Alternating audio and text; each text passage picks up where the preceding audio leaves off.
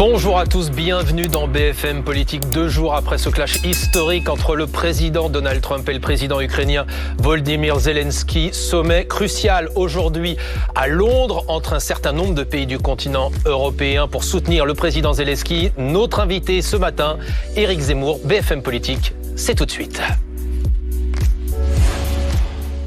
Bonjour Éric Zemmour. Bonjour. Merci d'avoir accepté notre invitation. Votre parole est rare, on le disait, sommet historique aujourd'hui à Londres avec un certain nombre de pays du continent européen qui sont alliés effectivement de l'Ukraine, qui vont à nouveau apporter leur soutien au président Zelensky. À mes côtés ce matin pour vous interroger, Amandine Atalaya, éditorialiste BFM TV. Bonjour. Et Ludovic Vigogne de La Tribune Dimanche, Bonjour. notre partenaire pour cette émission. Alors Éric Zemmour, on le disait, on est aux yeux de tout le monde en train de vivre un moment qui est probablement une bascule historique sur le plan politique, sur le plan géopolitique. On a vu ces images à Washington qu'on reverra aussi dans quelques instants, mais c'est à Londres que cela se joue. Aujourd'hui, la plupart des dirigeants européens seront présents pour apporter leur soutien à Volodymyr Zelensky. Est-ce qu'à leur instar, vous, Éric Zemmour, aujourd'hui, vous apportez votre soutien à Volodymyr Zelensky ? Écoutez, je pense que le sujet n'est pas apporter son soutien ou pas apporter son soutien, mais est-ce qu'on achève enfin cette guerre ou est-ce qu'on ne l'achève pas ? Est-ce qu'on achève une guerre qui manifestement ne peut pas être gagnée ? Est-ce qu'on continue de se battre jusqu'au dernier Ukrainien vivant ? Ou alors est-ce qu'on permet à ce peuple valeureux, courageux, qui s'est battu valeureusement contre des forces supérieures en nombre, de souffler et d'arrêter de se vider de son sang ? C'est quand même ça le sujet. J'aimerais quand même remettre les choses à leur place. La première chose à faire, c'est d'arrêter tout ce sang coulé du peuple ukrainien. Donc vous appelez le président Zelensky ce matin à déposer les armes ? Non, mais il n'y a pas à déposer les armes. Il y a à trouver d'abord un cessez-le-feu, puis un traité, ou un arrêt, ou un règlement.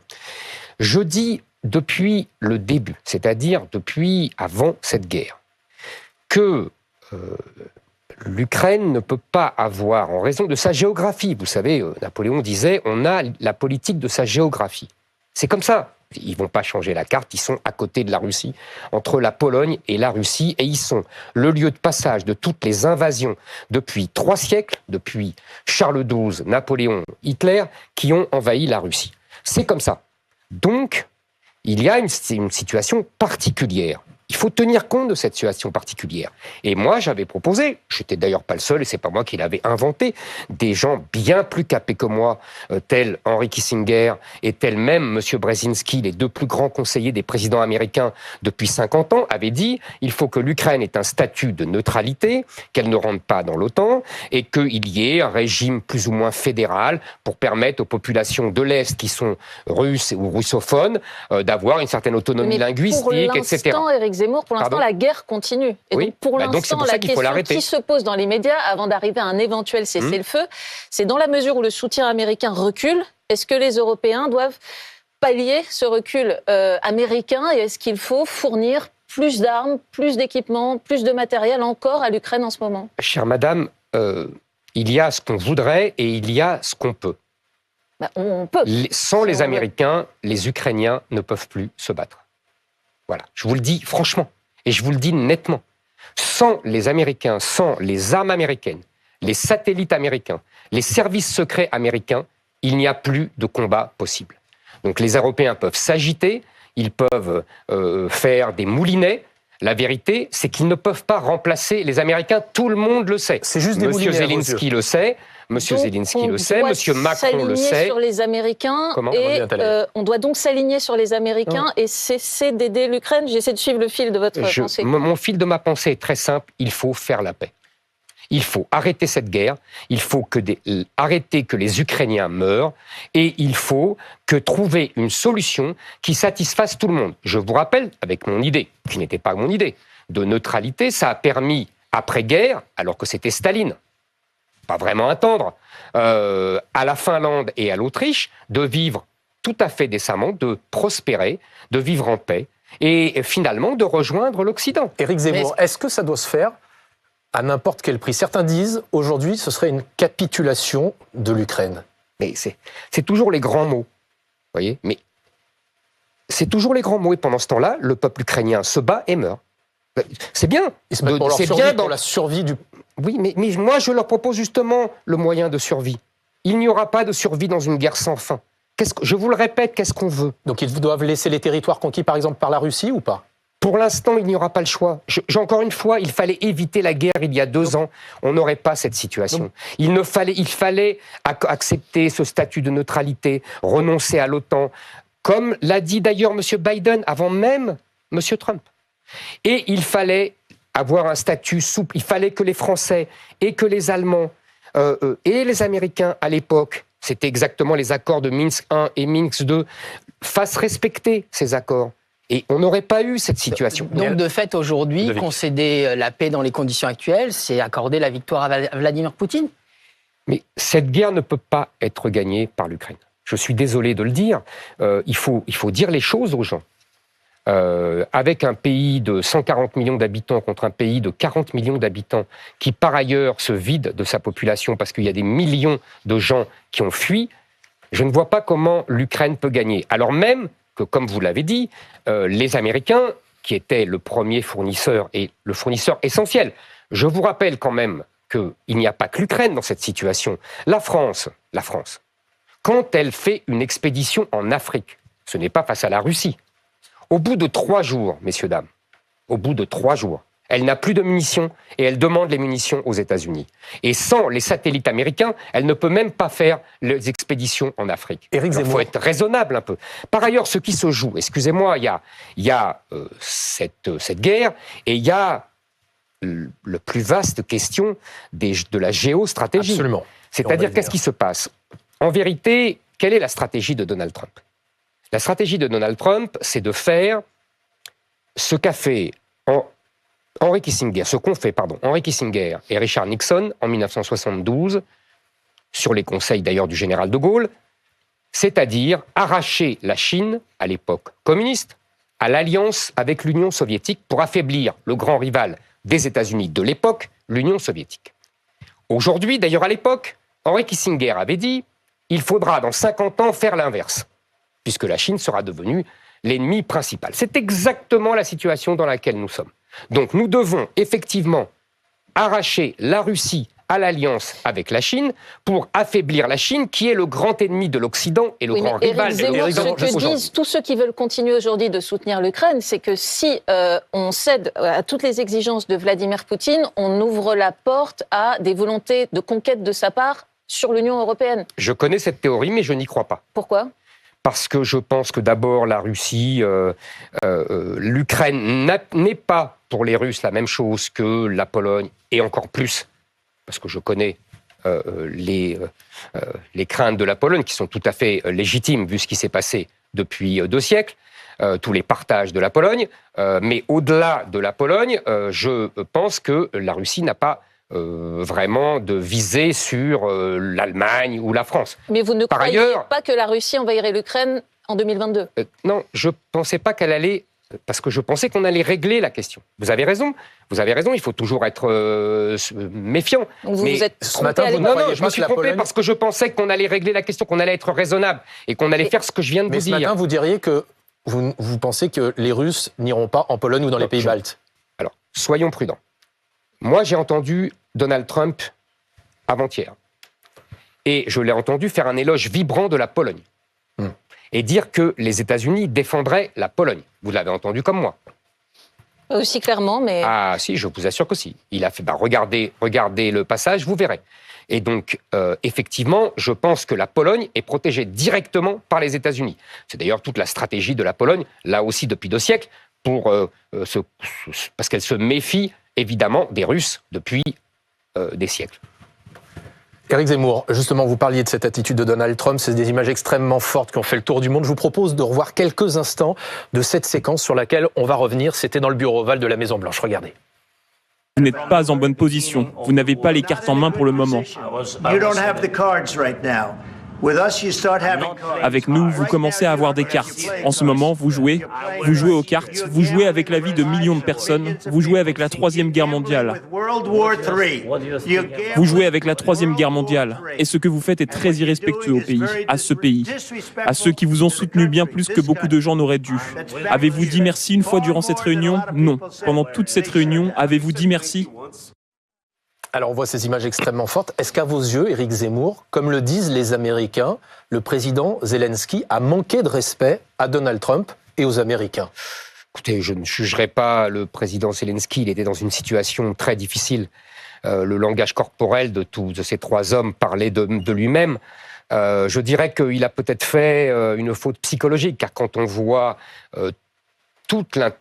On l'a passé en intégralité, effectivement. On voit bien, on voit bien que l'ambiance au début est assez cordiale et que Donald Trump n'agresse pas Zelensky. Donc la faute à Zelensky, là. Je pense qu'il a fait une erreur psychologique quand il a dit aux Américains qu'ils subiraient la foudre de la Russie alors même qu'ils étaient protégés par l'océan. Vous voyez, ça, je pense que c'est une erreur psychologique. On ne dit pas ça à quelqu'un à qui on doit tant. Mais c'est encore pas le sujet. Vous savez, quand je regardais ces images, j'étais comme vous, j'étais absolument fasciné par ce que je regardais. Et en même temps, je vais vous dire, j'ai pensé assez vite, avec un sentiment de gratitude au général de Gaulle qui nous avait doté de la bombe atomique, justement, pour éviter ça. Parce qu'en 1940, vous savez, on a connu la même situation. Au traité de Versailles, les Américains avaient promis à Clémenceau de soutenir la France si l'Allemagne les attaquait. Et en 1940, les Américains ne les ont pas soutenus, n'ont pas soutenu les Français. Malgré les suppliques de Paul Reynaud, le général de Gaulle le sait mieux que personne, il était directement au cabinet de Paul Reynaud. Donc cette situation-là, nous l'avons connue. Et donc justement pour cela, le général de Gaulle nous a dotés d'une bombe atomique pour que plus jamais nous connaissions cette situation. Et je pensais, avec gratitude au général, mais avec colère, avec colère à tous les dirigeants français qui, depuis Jacques Chirac jusqu'à Emmanuel Macron, ont baissé les crédits de la défense au nom des soi-disant dividendes de la paix proclamés par Laurent Fabius, dans une politique irresponsable, et qui nous met, je l'ai dit tout à l'heure, là aussi, nous aussi, dans la main des Américains. Mais quand vous voyez Donald Trump, comment vous qualifiez son attitude? Quand vous voyez cet échange-là, comment vous qualifiez ça? C'est ce qu'on appelle franc et direct. Qu'est-ce que vous voulez que je vous dise? Donald Trump, il est ce qu'il est. C'est-à-dire formé par ce qu'il a été, un promoteur immobilier à New York, qui plus est. Voilà, il est ce qu'il est. Et vous êtes le seul aujourd'hui sur la scène politique française, Éric Zemmour, à peu près le seul à ne pas être choqué par l'attitude de Donald Trump, là où d'autres y ont vu une humiliation déplacée d'un président ukrainien qui est en train de se battre pour son pays. Chère madame. Rien ne vous a choqué? Chère madame. Premièrement, Donald Trump fait la politique pour laquelle il s'est engagé pendant sa campagne électorale. Ça fait plaisir de voir un président qui ne renie pas ses promesses de campagne. Il a passé sa campagne à dire au peuple américain « Nous ne payerons plus pour l'Ukraine, il faut arrêter cette guerre, ce ne sont pas les intérêts des États-Unis, nous devons nous reporter sur le conflit avec la Chine. » Oui ou non? Deuxièmement, vous savez, j'essaye. Alors on peut, bien sûr, il y a toujours des sentiments qui transpercent. On est ému par le plus faible. C'est normal, surtout nous, les Français. On a toujours tendance à aimer les petites nations. Les agressés. J'ai lu Kundera, moi aussi. Donc j'ai une tendresse pour les petites nations de l'Europe de l'Est. Je connais tout ça. Je sais très bien, mais je sais aussi que, comme disait le général de Gaulle, on ne fait pas de politique en dehors des réalités. Et les réalités, c'est les rapports de force. Et les réalités, c'est les grandes puissances et les petites nations. Et les petites nations, malheureusement, c'est la vie. Donc sont soumises aux grandes nations. Tant pis pour elles, les petites nations. Et cher monsieur, c'est pas tant pis pour elles. C'est qu'elles doivent s'armer et qu'elles doivent devenir le plus grandes possible pour résister et avoir des alliés et les regarder. Il y a un agresseur et un agressé dans cette affaire. Cette situation est très complexe. Il y a un agresseur, qui est la Russie, qui a attaqué la Russie en 2022, mais c'était issu d'une situation très complexe depuis des années, de choses qu'on va pas revenir là-dessus. Mais finalement, ça ne veut rien dire. C'est pas aussi simpliste que ça. Ah, donc c'est pas aussi simpliste. Non, c'est pas aussi simpliste que ça. Vous savez, en 1939, c'est la France et l'Angleterre qui ont déclaré la guerre. Est-ce que vous diriez que c'est eux les responsables de la Seconde Guerre mondiale? En 1914, c'est l'Allemagne qui a déclaré la guerre. Aujourd'hui, on dit c'est les somnambules et ils sont tous responsables. Là, c'est la Russie qui a envahi l'Ukraine. Il faut regarder. Oui, c'est la Russie qui a envahi l'Ukraine. Oui. Donc c'est la Russie l'agresseur. Oui. C'est Vladimir Poutine le coupable. Oui, mais je vous dis, ce n'est pas aussi simple dans les relations internationales. Et de toute façon, aujourd'hui, il faut arrêter cette guerre. Voilà. Est-ce que vous vous définissez toujours comme un pro-Trump?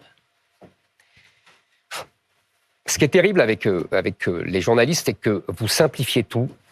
Et quand je dis simplifier, je suis gentil, vous allez toujours au simplisme. Alors, on est pro-Poutine, j'ai eu ça il y a 2 ans, alors maintenant, je suis pro-Trump. Je vais vous expliquer. Il y a dans toute l'histoire de l'Europe et de l'Occident, il y a toujours des grands mouvements politiques, idéologiques, culturels, économiques même, qui, quand ils sont inventés, forgés dans un pays, se répandent dans tout le reste de l'Occident. C'est même à cela qu'on reconnaît qu'on est de la même civilisation. Vous voyez, quand par exemple les Français inventent l'église gothique, il y a des églises gothiques dans toute l'Europe. Quand les Italiens, au Moyen-Âge, les Lombards inventent la lettre de change, toute l'Europe se met à faire des lettres de change. Et on invente le capitalisme financier. Dans les années 60, vous n'avez pas connu, vous étiez trop jeune, il y avait le grand mouvement progressiste des années 60, des 60s, il s'est répandu dans tout l'Occident. Il est parti de Berkeley, en Californie. Pareil pour le thatcherisme. Aujourd'hui, vous avez compris où je veux en venir. Aujourd'hui, il y a un grand mouvement de reprise en main par les peuples, de leur identité, de leur liberté. Les peuples se disent, nous sommes la France, nous sommes français, nous sommes allemands, nous sommes anglais, nous sommes américains. Nous ne voulons pas être grands remplacés par une civilisation venue du Sud. Nous ne voulons pas non plus subir l'idéologie woke. Nous ne voulons pas non plus nous appauvrir à cause des normes et des normes, même des normes écologiques. Nous voulons rester occidentaux, nous voulons que Berlin reste Berlin, Paris reste Paris, New York reste New York. Donald Trump incarne ce mouvement aux États-Unis, j'incarne ce mouvement en France. Est-ce clair? Alors évidemment, quand le mouvement en question, grand mouvement idéologique, politique, gagne dans, j'allais dire, l'Empire d'Occident. Vous savez, l'Occident a toujours eu des patrons, si j'ose dire. Ça a été la France de Napoléon, ça a été l'Espagne de Charles Quint, ça a été l'Angleterre du 19e siècle. Aujourd'hui, ce sont les États-Unis. Quand ce mouvement gagne dans le cœur nucléaire de l'Occident, évidemment qu'il prend une force incroyable. Alors on va dire, il suit la vague de Trump, il est trumpiste. Mais ne ravalez pas tout à un bas niveau. Je participe et j'incarne, je crois, ce mouvement depuis bien longtemps. Quand j'entends M. Vance, tout le monde s'émeut, se scandalise, mais j'ai l'impression d'avoir dit la même chose depuis 20 ans. Non pas que M. Vance me copie, loin de là, mais parce que c'est le même mouvement, vous comprenez ? Quand je lis les discours de M. Orban, quand je lis... Voilà, c'est le même mouvement idéologique. Et ce mouvement idéologique est en train de gagner partout. Éric Zemmour, ce matin, dans la tribune dimanche, il y a des mots d'Emmanuel Macron qui sont extrêmement forts. Le chef de l'État qui, évidemment, décrit un moment de bascule et qui, je le cite, dit « Il est minuit moins quart, mais on a encore la main », explique le président de la République. Est-ce que, quand même si vous avez des désaccords profonds, vous le félicitez de ces efforts diplomatiques où on le voit s'activer effectivement fortement et d'essayer de peser depuis plusieurs jours et plusieurs semaines ? Alors, je vais vous dire plusieurs choses. Si vous me permettez, si j'ai une réponse, j'ai le temps d'avoir une réponse. Premièrement, je ne suis pas d'accord avec lui. Quand il pense que la Russie et cette guerre sont la menace existentielle pour la France. Moi, je pense que la menace existentielle pour la France, c'est le grand remplacement d'une civilisation par une autre venue du Sud. Et que ça, il se couche devant l'Algérie, j'espère que nous en parlerons. On en parlera tout à l'heure. Et deuxièmement, sur le plan économique, la menace est chinoise. C'est elle qui va submerger notre industrie, y compris l'industrie la plus brillante et la plus puissante, qu'est l'industrie allemande. Ça, c'est une première chose. Deuxièmement, Je pense que Emmanuel Macron a été vraiment lamentable, c'est-à-dire qu'il n'a eu aucune constance. Lamentable ? Lamentable. Je vais vous dire pourquoi. Depuis 2 ans, il n'a eu aucune constance. En 2022, il disait qu'il ne fallait pas humilier la Russie. Et puis, 1 an après, ou 18 mois après, il prend la tête de la guerre contre la Russie et il veut envoyer des troupes françaises au sol. C'est n'importe quoi. Troisièmement, je vois ce qu'il a derrière la tête. Qu'est-ce qu'il a, d'après vous ? Mais je vais vous dire ce qu'il a. Il veut profiter de ce moment pour accélérer l'agenda fédéraliste européen. C'est la vieille méthode de Jean Monnet que je connais par cœur. C'est-à-dire, on profite d'une crise pour dire la seule solution, c'est l'Europe. Et là, je le vois venir. Et je le préviens. Je le vois venir quand il parle de partager la... On va y venir tout à l'heure, absolument. Je peux venir maintenant. Quand il dit qu'il veut partager la puissance nucléaire de la France à l'Europe. Il ne dit pas tout à fait ça, il dit mettre en discussion. Il n'est pas encore partagé. Mais il n'a pas à mettre en discussion, monsieur. Pardonnez-moi, c'est très grave ce qu'il ferait. Pourquoi vous y opposez à ce que les pays européens soient sous parapluie français, c'est pas la même chose. Je vais vous expliquer la différence. Vous avez tout à fait raison de poser cette question. Il y a une différence entre mettre en discussion le partage, parce que ça veut dire donner la bombe atomique française à un aéropage européen apatride, comme aurait dit le général de Gaulle, en clair à Madame von der Leyen, qui s'empare de toutes les compétences, même celles qu'elle n'a pas. Mais ça, il n'en est pas question. Il n'en est pas question. Je vais vous dire, madame, ça serait de la haute trahison. Je pèse mes mots. Ça serait de la haute trahison. De la haute trahison. De la haute trahison. Oui, il devrait passer devant un tribunal pour haute trahison. Donner la bombe atomique française, érigée par le général de Gaulle, et par les efforts des Français, aux autres pays européens, ça serait de la haute trahison. En revanche, ce que propose pour l'instant le président français. Hein. J'espère bien. En revanche, et c'est pour ça que je trouve votre question excellente, dire aux Allemands, aux Italiens, aux Polonais, voilà, nous vous mettons sous le parapluie de la bombe atomique française, je ne suis pas contre. Vous n'êtes pas contre. À partir du moment, écoutez-moi bien, à partir du moment où c'est le président de la République française qui a le bouton nucléaire et personne d'autre. Ça nous ramène, si vous me permettez, nous sommes en 1962. C'est exactement ce que le général de Gaulle a proposé au chancelier allemand Adenauer avec son traité franco-allemand. Et c'est exactement ce que les maîtres de M. Macron et de tous les européistes, en particulier Jean Monnet, qui le raconte lui-même dans ses mémoires, qui a absolument bazardé, qui a ruiné cet accord entre le général de Gaulle et le chancelier Adenauer, sous prétexte que ça éloignait la France et l'Allemagne de l'OTAN et des États-Unis. Donc vous êtes pour vous me permettez, c'est très important ce que je viens de raconter. Mais vous êtes pour que l'Union européenne donc soit plus forte, se renforce. Non, donc, pas l'Union européenne. Alors, qu'est-ce qui vous choque dans l'idée d'Emmanuel Macron d'avoir aujourd'hui une Europe de la défense, d'arriver à collectivement s'armer davantage et peut-être même à envoyer des troupes européennes pour sécuriser un éventuel accord de cessez-le-feu? Les Français n'ont pas à se battre pour l'Ukraine. Et ils ne veulent pas se battre pour l'Ukraine. Il s'agirait uniquement de sécuriser un accord de cessez-le-feu. Et alors, si les Russes tirent, on va répondre et on va à la guerre atomique entre deux nations nucléaires. Et alors inversement, comment est-ce qu'on sécurise un cessez-le-feu? On sécurise parce que, je vous le répétais, s'il y a un accord de neutralité pour l'Ukraine, c'est comme la Finlande et comme l'Autriche, et on n'a pas eu besoin de mettre des troupes. Et Staline lui-même l'a respecté. Mais vous savez que Vladimir Poutine n'a jamais respecté les accords de Minsk. Pardon. Vous savez, excusez-moi, Poutine n'a pas été le seul à ne pas respecter les accords de Minsk.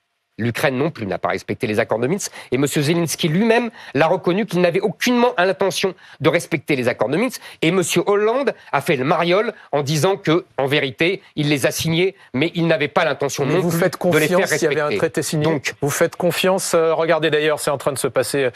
Giorgia Meloni qui arrive à Londres au 10 Downing Street, qui va être reçue par le Premier ministre Keir Starmer pour évoquer effectivement cette question de l'Ukraine avec ce sommet où on retrouve les dirigeants européens. Vous évoquiez cette question peut-être qui va être abordée dans les discussions du parapluie nucléaire. Bien. Ça veut dire, je tiens à dire, pour le... Au service. Regardez là. Je continue. On la voit arriver avec Keir Starmer. Je vais vous redonner la parole dans une seconde. Merci. Sur cette question du parapluie nucléaire, effectivement, qui pourrait être européen. C'est la première des leaders après le président Zelensky. On sait que Giorgia Meloni a une relation aussi particulière avec Donald Trump. Et avec Elon Musk. Avec Elon Musk, absolument, les autorités américaines également. Et on va voir tout au long de la journée Emmanuel Macron ensuite qui va arriver sur ce sommet-là. Très bien. Le président français, dont vous évoquiez effectivement à l'instant le fait que vous n'étiez pas opposé au parapluie. C'est pas la même chose. Vous avez bien dit attention. Alors, c'est le président français qui doit garder le bouton sur l'arme nucléaire. Juste, quand je vous entends répondre à Amandine, ça veut dire que vous faites confiance à Vladimir Poutine s'il signe un accord de paix ? On sera bien obligé. Je vais vous dire, la seule faiblesse de l'argumentaire de Donald Trump, et j'ai été étonné que Zelensky ne lui dise pas cela, alors qu'il lui a dit des choses fausses comme le fait que Poutine n'avait pas respecté ses accords avec lui, ce qui était faux. En revanche, il aurait pu lui dire, mais Monsieur le Président, vous partez dans 4 ans. Est-ce que vous êtes sûr que Poutine respectera les accords après? Donc c'est pour ça que je dis, il faut un bon accord, et que le bon accord me semble la neutralité. Mais je continue. Dans un instant, je vous redonne la parole. On a juste la publicité. On parlera bien sûr de ce sommet. On continuera. Et puis on parlera bien sûr des relations entre la France et l'Algérie. À tout de suite sur BFM TV. Vous êtes bien sur BFM Politique. Notre invité aujourd'hui, Éric Zemmour. On évoque bien sûr ce qui est en train de se passer à Londres, où une partie des alliés de l'Ukraine se réunissent pour soutenir le président Zelensky. Le président français, Éric Zemmour, Emmanuel Macron, qui dit ce matin, si quelqu'un cherche la Troisième Guerre mondiale, si quelqu'un joue à la Troisième Guerre mondiale, il s'appelle Vladimir Poutine. Vous êtes d'accord avec lui ? Non. Tout ça, ce sont des déclarations, encore une fois, des moulinets, des paroles, tout ça est ridicule. Moi, je pense qu'il faut être sérieux. Vous m'avez interrogé tout à l'heure sur le parapluie nucléaire français et l'Europe. Je vous ai dit ce que j'en pensais. Je n'ai pas pu vous dire, et vous allez voir que c'est un lien avec votre question, je n'ai pas pu vous dire les conséquences. Parce que les conséquences, c'est que les pays européens, Allemagne, Italie, Pologne et les autres, qui pour l'instant achètent quasi exclusivement leurs armes aux Américains, c'est d'ailleurs la conséquence du parapluie nucléaire américain qui protège l'Europe, et vous voyez qu'il n'y a pas de partage, c'est le président des États-Unis qui a le doigt appuyé sur le bouton et personne d'autre. Bon. Ça voudra dire que ces pays-là achètent des armes françaises. Ils achètent des Rafales au lieu de F-35.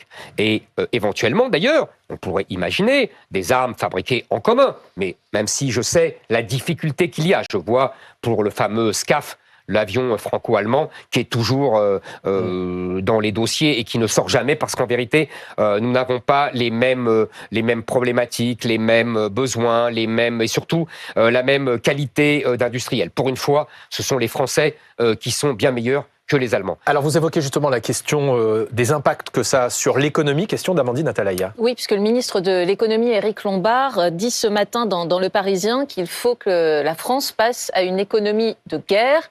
Est-ce que vous partagez ces propos dans la mesure où vous n'avez pas l'air de croire qu'une guerre sur le sol européen puisse arriver? Absolument. Je ne pense voilà, on peut rien promettre, évidemment, on ne peut rien dire, on peut tous se tromper. Mais en tout cas, je pense que, encore une fois, la menace existentielle n'est pas la Russie, mais est le Sud et le grand remplacement. Mais donc, il est inutile de passer à une économie de guerre ? Attendez. Moi, j'aimerais que M. Lombard, avant de parler d'économie de guerre, arrive à réduire son budget et à arrêter les gaspillages de l'État. Vous voyez, il est ministre de l'économie et des finances. Monsieur Lombard a fait un budget aussi lamentable que son prédécesseur, c'est-à-dire avec plus de 150 milliards de déficit. Moi, j'aimerais qu'avant de s'occuper de l'économie de guerre, il s'occupe de ça.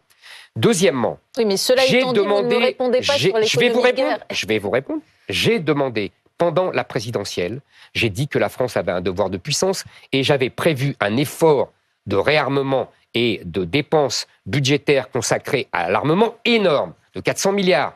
Donc, si vous voulez, c'est pas moi. Je vais pas, encore une fois, moi, je ne me gargarise pas de mots économie de guerre. Vous savez ce que c'est l'économie de guerre? C'est 14-18. Ça veut dire que toute l'économie est au service de la guerre. C'est n'importe quoi. Oui, mais voilà, on n'est pas en guerre, c'est pas vrai. Mais quand il faut arrêter. Macron donc, en revanche, pardon, je vous finis. En revanche, si ça veut dire qu'il faut réarmer, qu'il faut accentuer les cadences, qu'il faut commander plus d'avions, plus de chars, plus de tanks, etc., oui, Ça, je suis d'accord, je l'ai proposé pendant la présidentielle. Donc vous êtes d'accord avec Emmanuel Macron quand il propose de passer les efforts pour la défense de 5%, d'augmenter les crédits pour la défense de 5%. Mais attendez, il est président depuis quand Et en l'occurrence, il a plutôt augmenté les crédits militaires depuis sa... Non, il a compensé 2017. La baisse. C'est tout ce qu'il a fait. C'est une façon d'augmenter. Oui, si vous voulez. Ouais. Enfin, c'est pas suffisant en tout cas. Bon. Donc maintenant, il se sert de la Russie pour faire ce qu'il aurait dû faire de toute façon. Donc oui, il aurait dû le faire de toute façon. Je vous répète ce que je vous ai dit en début d'émission. Nous sommes aussi dépendants des États-Unis que l'Ukraine et que les autres. Nous ne pouvons plus nous battre sans les Américains. C'est un vrai problème de souveraineté. Éric Zemmour, cette actualité internationale très riche et effectivement au premier plan, on l'a vu ces derniers jours, avec un bras de fer aussi qui oppose la France à l'Algérie. Le Premier ministre et Bruno Retailleau, le ministre de l'Intérieur, ont décidé d'engager un rapport de force, ce sont leurs propres mots. Ils donnent 6 semaines à Alger pour examiner si les accords entre nos pays sont respectés. Une liste de personnes à reprendre par l'Algérie va être soumise à Alger. Et si au bout de ce délai, les accords ne sont pas respectés, la France pourra les dénoncer. J'imagine qu'à vos yeux, c'est satisfaisant cela, non ? Mais cher monsieur, Emmanuel Macron a sifflé la fin de la récréation. Pour une chaîne d'information, vous m'étonnez. Tout ça, c'était avant qu'Emmanuel Macron dise qu'on ne renoncerait pas unilatéralement aux accords de 68 signés avec l'Algérie et qui facilitent l'immigration des Algériens. Donc, Emmanuel Macron s'est couché. Voilà. Il s'est couché. Ah oui, il s'est couché, oui. Ce que je disais tout à l'heure, il fait des moulinets de loin, parce que la Russie est loin, mais quand, avec l'Algérie, il se couche. Et pourquoi il se couche ? Pourquoi ? Je vais vous dire pourquoi. D'abord, il y a plusieurs raisons. D'abord, la première raison, c'est une espèce de sentiment de culpabilité hérité de la période coloniale qui anime les élites françaises depuis à peu près 50 ans. Et Emmanuel Macron est la fin de l'histoire. Vous aviez dit que c'était une bénédiction, je crois, la colonisation. À une interview, vous aviez répondu à Guyane Première. Est-ce que vous le rediriez ? Ah oui, je le redirais. Pour vous, la colonisation, c'était une bénédiction ? Cher monsieur, moi, j'ai été colonisé par la France et je ne reconnaîtrai jamais assez ma gratitude à la France de m'avoir colonisé. Elle m'a donné accès à la littérature française, à Chateaubriand, à Balzac. Elle a permis à mes parents de sortir de la misère, monsieur. Et grâce à la France, nous sommes citoyens français, c'est-à-dire citoyens. Donc la colonisation d'Algérie, pour vous, c'était le mot bénédiction. Je maintiens. L'Algérie, je le répète, ce que j'ai dit chez votre collègue Benjamin Duhamel, l'Algérie était un cloaque. L'Algérie a été cultivée, développée par la France. Il y a eu des ponts, etc., des chemins de fer, des écoles, etc., etc. Aucun colonisateur de l'Algérie, parce que l'Algérie n'a eu que des colonisateurs depuis 1000 ans, n'avait fait le quart de la moitié de ce qu'a fait la France. Demandez qu'on vous montre un hôpital, une route, un pont créé par l'Empire ottoman qui a occupé l'Algérie pendant des siècles. Vous ne les trouverez pas. Question d'Amandine, justement, sur les mesures pour faire face à l'Algérie. Oui, puisqu'il y a tout un panel de mesures qu'on peut prendre face à l'Algérie sans aller jusqu'à dénoncer forcément le traité avec l'Algérie. Lesquelles vous prendriez en priorité pour essayer d'obtenir plus de laissez-passer consulaires de leur part ? Je pense que moi, vous savez, je ne me focalise pas sur les laissez-passer consulaires. Je pense qu'il faut une politique globale. Je pense que nous vivons une contre-colonisation de l'Algérie. D'ailleurs, M. Tebboune l'a dit dans une interview quand il a dit que les Français devraient donner des visas aux Algériens de 132 ans. C'est la durée de la colonisation française, 1830-1962. Donc il faut faire face à une contre-colonisation. Et c'est pour ça que je vous disais, il faut lutter contre ce sentiment de culpabilité, il faut lutter contre ce sentiment, cette peur de la rue arabe, des banlieues qui pourraient... Non mais là on pourrait vous rétorquer, Éric Zemmour, que vous aussi vous faites des moulinets. Concrètement, qu'est-ce que vous voulez faire ? Pas du tout, parce que moi, je mène d'abord le combat culturel et ensuite, je prends des mesures. Alors, si vous voulez des mesures, je vais vous les donner. Premièrement, je supprime le traité de 68. Je romps unilatéralement le traité de 68 qui facilite l'immigration des Algériens. Deuxièmement, je romps également l'accord de 2007 qui permet à tous les détenteurs, et Dieu sait s'ils sont nombreux parce qu'ils les donnent comme des barres de chocolat, les passeports diplomatiques aux dignitaires algériens et à leurs familles. Ils n'auront plus le droit de rentrer facilement en France. Troisièmement, je donne autant de visas aux Algériens qu'ils ne donneront de laissez-passer consulaires. Quatrièmement, si tout cela ne suffit pas, je bloque les transferts de fonds des Algériens en France vers l'Algérie. Quatrièmement, si tout cela ne suffit pas, j'interdis aux dignitaires algériens de venir se faire soigner en France. Cinquièmement, si tout cela ne suffit pas, je saisis les biens immobiliers, Dieu sait s'ils en ont, et de luxueux, des dignitaires algériens en France. Et enfin, j'ouvre les comptes. Je fais savoir au peuple algérien les comptes des dignitaires algériens. On entend, je tiens à dire... C'est le moment juste de souligner que Gérald Darmanin avait tenté la méthode dure en suspendant les visas pour les Algériens, les Tunisiens, les Marocains, et les résultats avaient été très mauvais. Nous n'avions pas obtenu de leur part plus de laissez-passer consulaires. Pourquoi est-ce qu'il n'a pas marché aujourd'hui, la méthode dure ? Attendez. C'est très bien. Dans ce cas-là, on fait ce que je viens de dire. On saisit les biens immobiliers des dignitaires algériens, on ouvre leurs comptes, on montre le fruit de la corruption. Et je tiens à vous dire, parce que je profite de votre émission, parce que je suis souvent ciblé par la presse algérienne. Contrairement à ce qu'ils disent et à ce qu'ils écrivent, je ne suis pas un nostalgique de l'Algérie française. D'ailleurs, je n'y ai jamais vécu. Je me moque complètement, je ne veux pas reprendre l'Algérie, au contraire. En revanche, je ne veux pas que mon pays devienne une colonie de l'islam et de l'Algérie. Ce n'est pas la même chose. Si vous coupez les ponts avec l'Algérie comme vous semblez le souhaiter, comment on fait pour faire libérer Boualem Sansal ? Mais est-ce qu'on a réussi à le faire libérer là ? Enfin, ce pauvre homme, cet écrivain, et en plus un ami de 80 ans, qui est malade, à qui on dit « Ah non, vous changez d'avocat parce qu'il est juif, celui-là, on n'en veut pas ». Qu'est-ce que c'est que ces méthodes-là ? Ça vous rappelle rien, là ? C'est ça les méthodes de la dictature algérienne. Alors avec ces gens-là, si vous voulez, moi, rompre les ponts ne me gêne pas. Et je voudrais dire quelque chose. Je vois très bien l'ambiance qu'il y a actuellement. Il y a une espèce de rassemblement de tous les soutiens de l'Algérie. Des politiques comme évidemment Mélenchon, LFI, mais aussi Dominique de Villepin, des journalistes comme Jean-Michel Apathy. Pour vous, Dominique de Villepin est un soutien de l'Algérie ? Attendez, évidemment. Et des universitaires comme Benjamin Stora. Ils sont tous là à essayer de protéger l'Algérie. Non, ils mettent en avant la diplomatie, Éric Zemmour. Attendez, je vais vous dire ce que je pense. Vous savez, en France, je trouve, je l'ai assez dit, qu'on abuse des comparaisons avec les années 30. Mais pour une fois, je vais suivre cette mode. Je trouve que tous ces gens-là ressemblent furieusement à ce qu'on appelait le comité France-Allemagne dans les années 30, qui préparait l'opinion publique française à l'occupation de leur pays par l'Allemagne. C'est-à-dire que ce sont des collaborateurs. Fort, c'est-à-dire que vous les traitez de collaborateurs. À l'époque, ils ne l'étaient pas. Avec l'Algérie. À l'époque, ils ne l'étaient pas. Non, mais ils faisaient ça au nom de la paix et des bonnes relations avec l'Allemagne. Bruno Retailleau, aujourd'hui, est sous le feu des projecteurs, extrêmement présent sur ces sujets-là. Un sondage Elab réalisé pour BFM TV disait en milieu de semaine que 62% des Français jugent que c'est un bon ministre de l'Intérieur. Est-ce que vous aussi, vous jugez que c'est un bon ministre de l'Intérieur ? Et, en tout cas, ce qui est indéniable, c'est que j'entends des choses qui sonnent délicieusement à mes oreilles. Sur l'immigration, qui n'est pas une chance pour la France, sur l'état de droit qui peut évoluer. Ça, incontestablement, j'ai dû dire des choses de la même façon, et M. Retailleau les dit aussi, et il pense aussi, et il ne m'a pas attendu pour le dire. Maintenant, je ne sais pas, j'attends des résultats, M. Retailleau est ministre de l'Intérieur. Donc j'attends qu'il y ait plus d'OQTF renvoyés, moins d'égorgements.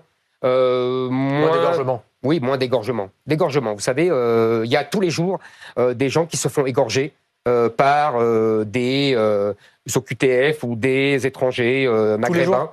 Ah oui, très souvent, oui. Très souvent. Il y a, vous savez, à peu près, je crois, 200 000 agressions au couteau par an. Calculez combien ça fait. C'est énorme. Il y a 450 000 coups et blessures par an aujourd'hui. 450 000. Mais quand vous voyez son action, et vous savez aussi qu'il y a à peu près 25% d'étrangers dans les prisons françaises. Et dans ces étrangers... vous semblez, Éric Zemmour, plus positif à l'endroit de Bruno Retailleau dans vos propos que vous ne l'êtes en général vis-à-vis de Marine Le Pen. C'est-à-dire que vous croyez plus en son avenir qu'en celui de Marine Le Pen ? J'ai pas dit ça. Vous savez, avec Marine Le Pen, j'ai des désaccords de fond. Marine Le Pen est socialiste. Et Marine Le Pen pense que le grand remplacement n'existe pas et que l'islam est compatible avec la République. Et avec Bruno Retailleau, vous n'avez pas ces désaccords de fond ? Alors, Monsieur Retailleau, je n'ai pas de désaccord de propos, mais en revanche, je ne vois pas trop les résultats de son action. Mais alors, et donc j'attends les résultats de son action. Je vois par ailleurs que j'ai vu une nomination qui m'a surpris de sa part, dans une direction importante d'une jeune femme de SOS Racisme. Je ne suis pas sûr que ça soit en concordance avec ses propos.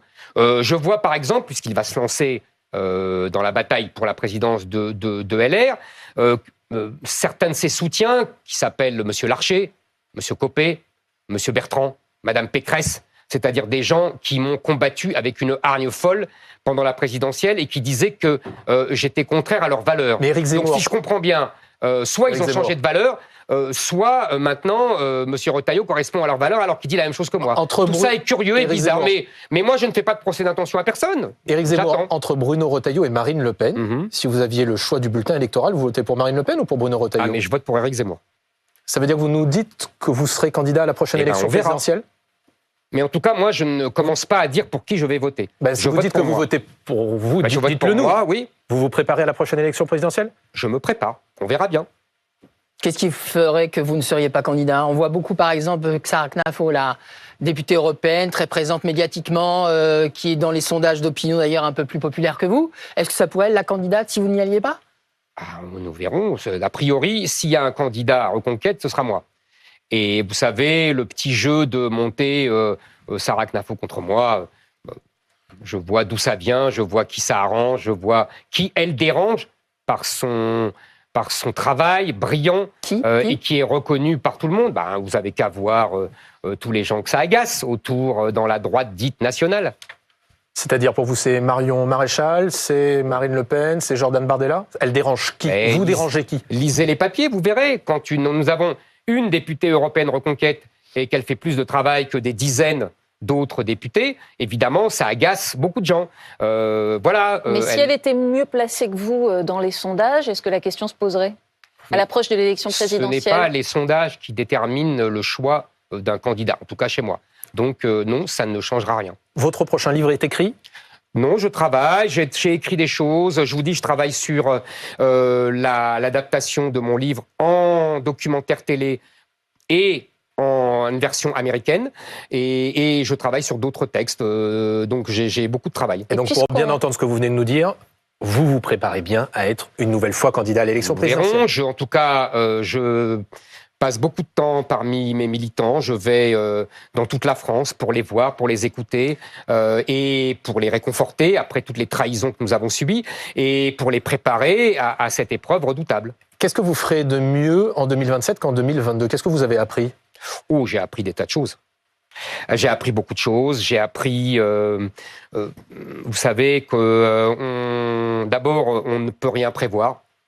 Il y a des événements qui vous tombent dessus. On a longtemps parlé de la guerre en Ukraine. Vous pensez que c'est toujours ce qui vous a fait perdre la présidentielle? En tout cas, attendez, j'ai jamais dit ça. J'ai dit que la guerre en Ukraine avait faussé la campagne et qu'elle avait changé la donne de la campagne et que ça avait modifié les dynamiques qui étaient évidentes la veille encore de ce fameux 24 février. Je n'ai pas dit que j'aurais gagné la présidentielle. J'ai dit que le 23 février, j'étais au second tour. Ce n'est pas la même chose. Maintenant, j'ai appris beaucoup de choses. J'ai appris de mes erreurs avec les médias. J'ai appris aussi que j'étais peut-être parfois trop franc et trop comment dire, trop direct. Et aujourd'hui, Éric Zemmour, nous sommes en 2025. Non, je ne cherche pas à me dédiaboliser. Si la question est, je ne cherche pas à me dédiaboliser. Je pense que la dédiabolisation, c'est la soumission aux médias et à la doxa de gauche. Donc, il ne faut pas se dédiaboliser. C'est d'ailleurs, on parlait tout à l'heure, la grande leçon que nous donne Donald Trump. Il ne s'est pas dédiabolisé et il a gagné la présidentielle. Justement, puisqu'on parle des États-Unis et de Donald Trump, est-ce que vous avez des contacts avec Elon Musk ou le vice-président américain J.D. Vance, qui ont soutenu plusieurs partis nationalistes de la droite dans l'Union européenne? Est-ce que vous échangez avec eux? Est-ce que vous souhaitez leur soutien? Écoutez, je pense que leur soutien serait naturel, mais je ne connais pas personnellement M. Musk. Je ne connais pas personnellement M. Vance, donc je ne vais pas jouer comme ça les mouches du coche. En revanche, je sais que M. Vance connaît le même centre de formation, le Claremont Institut, dans lequel a travaillé Sarah Knafo et des gens que j'ai bien connus. Donc voilà, c'est tout. Mais encore une fois, je reviens au début de notre conversation. Il y a des mouvements politiques, idéologiques, occidentaux qui nous dépassent. Et c'est tout. Et donc chacun est le représentant. Éric Zemmour, question de Ludovic Vigon. En 2022, il y avait une sorte de primaire entre Marine Le Pen et vous. Elle l'avait facilement emporté, c'était qualifié Elle l'avait facilement emporté, vous appelez ça, vous? Oui, elle vous avait largement distancé au premier tour. Oui, mais bon, malgré tout, c'est ce qui compte dans les urnes. Pourquoi ce ne serait pas à nouveau le cas en 2027 ? Et pourquoi pas? Et pourquoi? On verra. Je ne peux pas vous dire, vous savez, la situation sera différente en 2027. Est-ce que si vous étiez président, vous vous inspireriez de ce que fait Donald Trump aujourd'hui aux États-Unis? Pour certaines choses, oui. Vous savez, les États-Unis ne sont pas la France, je ne suis pas le porte-parole de Donald Trump. Il y a des intérêts différents.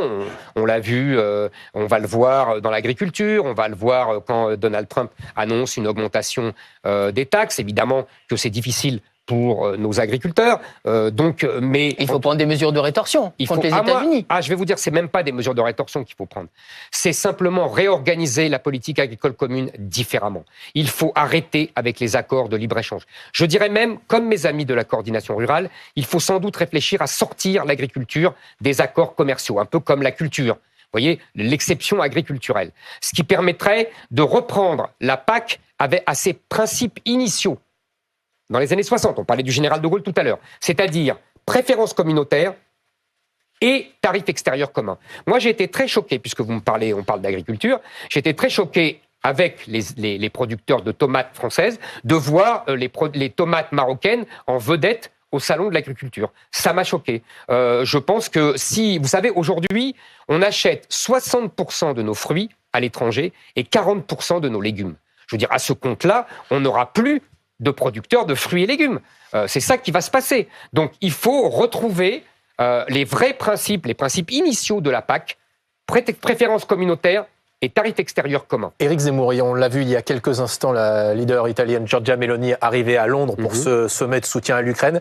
Elle déclare qu'il est, je cite, très important d'éviter que l'Occident se divise. Vous êtes d'accord avec elle? Si vous voulez, il y a deux choses. Là aussi, je disais, nous ne sommes pas américains, nous ne sommes pas Trump, nous ne sommes pas italiens. L'Italie. Attendez. L'Italie a une tradition atlantiste très forte que Mme Meloni reprend à son compte. C'est tout à fait naturel. Maintenant, sur le concept d'Occident, je suis d'accord avec elle. Il y a un Occident, nous devons redevenir occidentaux. Ça ne veut pas dire que nous ne défendons pas nos intérêts, même contre les États-Unis de Donald Trump, mais ça veut dire que nous nous sentons occidentaux et que nous ne sommes pas un monde en petit, en miniature. Il faut absolument retrouver ce sentiment d'appartenance à l'Europe et à l'Occident. Merci beaucoup Éric Zemmour, merci Ludovic, merci Amandine d'avoir été avec nous.